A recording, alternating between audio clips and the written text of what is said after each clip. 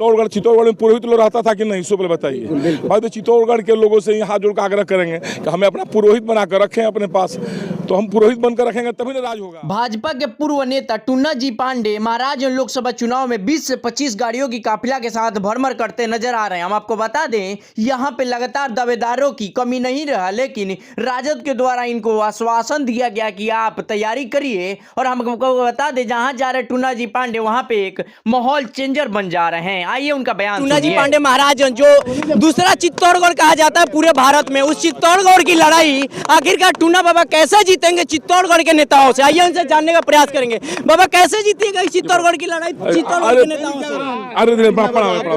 अरे आप यहाँ का अभी साथे घूम रहे हैं आप 2 घंटा से 1 घंटा से, यहाँ का स्नेह प्रेम जनता के आप देख ही रहे हैं, तो जनता जिताती है ना। अब जनता की अपार भीड़ आपको लग रहा है कैसा महसूस हो रहा है? बिल्कुल, आपका समर्थन जिस प्रकार से पूरे महाराजगंज लोकसभा में है, लेकिन चित्तौड़गढ़ दूसरा कहा जाता है, इसको लेकर संशय लोगों में बरकरार है। सर हम पुरोहित बनकर रहेंगे।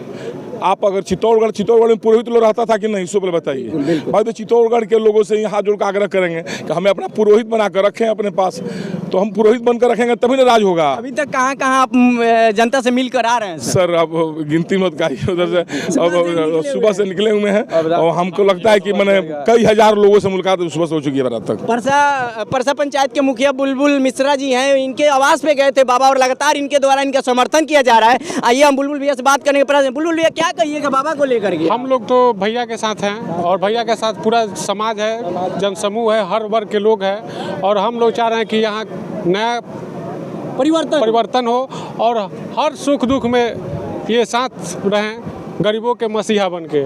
यही हम लोग का मतलब रिक्वेस्ट है और भगवान से दुआ है कि इनको भगवान आशीर्वाद दे कि ये महाराजगंज के सांसद बने। और क्षेत्रवासियों से क्या कहिए?